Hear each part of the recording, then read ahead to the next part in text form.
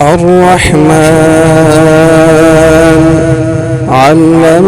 القرآن خلق الإنسان علمه البيان الشمس والقمر بحسبان والنجم والشجر يسجدان والسماء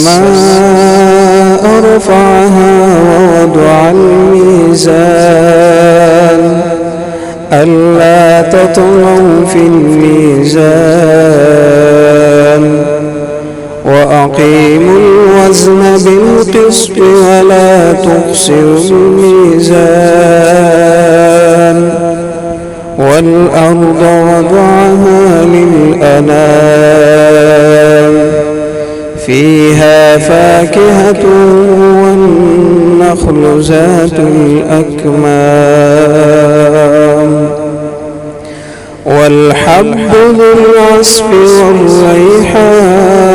والريحان فبأي آلاء ربكما تكذبان خلق الإنسان من صلصال كالفخار وخلق الجان من مارج من نار فبأي آلاء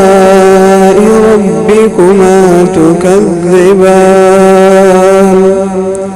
رب المشرقين ورب المغربين فبأي آلاء ربكما تكذبان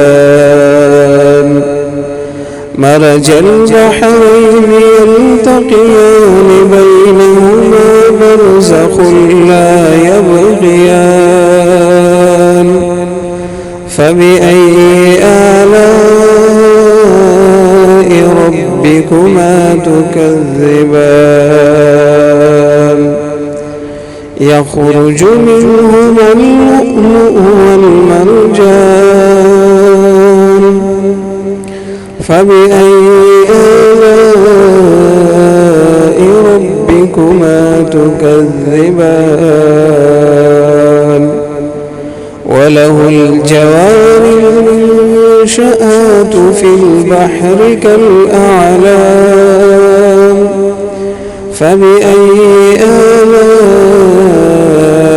ربكما تكذبان